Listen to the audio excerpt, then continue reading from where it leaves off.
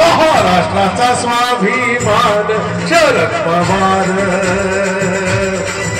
महाराष्ट्राचा स्वाभिमान शरद पवार. साहेब नावाचं वादळ महाराष्ट्रभर घोंगावतंय, महाराष्ट्रभर मनामनात हीच चर्चा है. समंदर से जो टकराते हैं उसे तूफान कहते हैं, समंदर से जो टकराते हैं उसे तूफान कहते हैं, और तूफानों से जो टकराता है उसे शरद पवार कहते हैं, शरद पवार कहते हैं.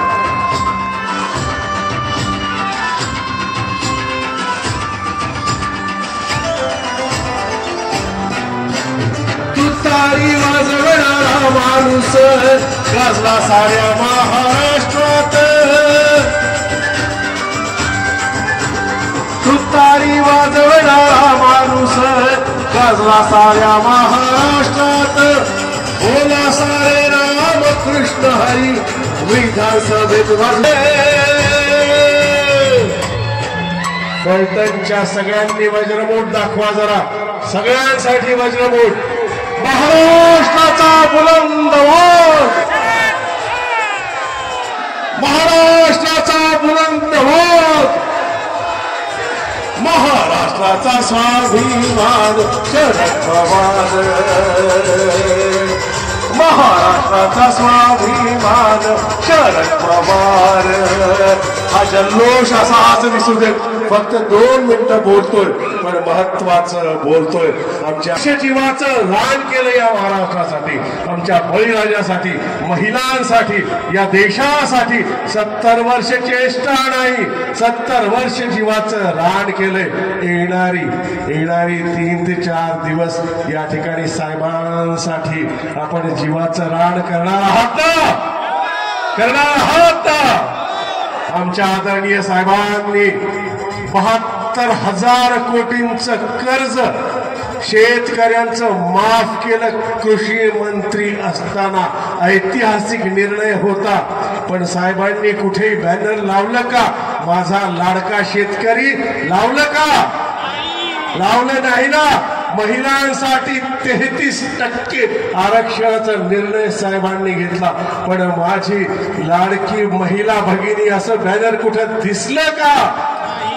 डॉक्टर बाबासाहेब आंबेडकरांचं नाव मराठवाडा विद्यापीठाला द्यायचं होतं, त्यावेळी कोणीही आईचा लाल समोर आला नाही. पवार साहेबांनी धाडसी निर्णय घेतला आणि नाव देताना सांगितलं की सत्ता गेली तरी 72, पण फुले शाहू आंबेडकरांच्या तत्वांना कधीही तिलांजली देणार नाही, असा जाणता राजा आपल्यासाठी आलेला आहे. आणि म्हणून या संबंध महाराष्ट्रात जो अंधार भोकाळलाय, आमच्या लोकसभेच्या निवडणुकीत 10 पैकी आपल्या 8 जागा आल्या, महाविकास आघाडीच्या 31 आल्या. साहेबांनी हेच दाखवलं. दिल्लीच्या अदृश्य शक्तीला महाराष्ट्राने सांगितलं की तुम्ही कितीही फोडाफोडी करा, हो तुम्ही कितीही घाणेरडं राजकारण करा, ईडी, सीबीआय, इन्कम टॅक्सचा दबाव आणा, आमचं चिन्ह सोडलं तरीही 8 जागांवर आमचे खासदार दिल्लीच्या तख्तावर निवडून गेले. आणि महाराष्ट्राने हेच दाखवलं की बाप आखिर बाप होता है. महाराष्ट्रात फक्त शरद पवार नाम काफी है. आणि नाद कुणासोबत पण करायचा, नाद कुणासोबत पण करायचा. अदृश्य शक्तीला सांगतोय नाद कुणासोबत पण करा, पण आमच्या साहेबांसोबत नाद करायचा नाही. मी या ठिकाणी विनंती करेन, महाराष्ट्राच्या 10 दिशातलं अंधार पसरलाय या भ्रष्ट महाराष्ट्र सरकारमुळे. भ्रष्टाचार वाढलाय, कायदा सुव्यवस्था बिघडलीये, आमची महिला सुरक्षित नाहीये, गुंडगिरी वाढलीये. पण या अंधारात एकच प्रकाश दिवा दिसतोय. त्या प्रकाशाच्या दिव्याचं नाव आहे आमचं लाडकं दैवत पवार साहेब शरद पवार. 10 दिशातून हाच आवाज येतोय, अंधार होत चाललाय, एक दिवा पाहिजे. अंधार होत चाललाय, एक दिवा पाहिजे. आणि पुन्हा एकदा या महाराष्ट्राला पवार साहेबांसारखा शेर शिवा पाहिजे, शेर शिवा पाहिजे. आमच्या दैवताला आज अभिवचन देऊयात. साहेब 70 वर्ष जीवाचं रान केलेत आमच्यासाठी. येणारे 4 दिवस आम्ही रात्रीचा दिवस करू. आमच्या माननीय दीपक चव्हाण यांच्यासाठी एका जणाने 5 जणाला, 10 जणाला, 15 जणाला, 20 जणाला सांगा आणि 20 तारखेला मतपेटीत फक्त तुतारी वाजवणारा माणूसच दिसला पाहिजे.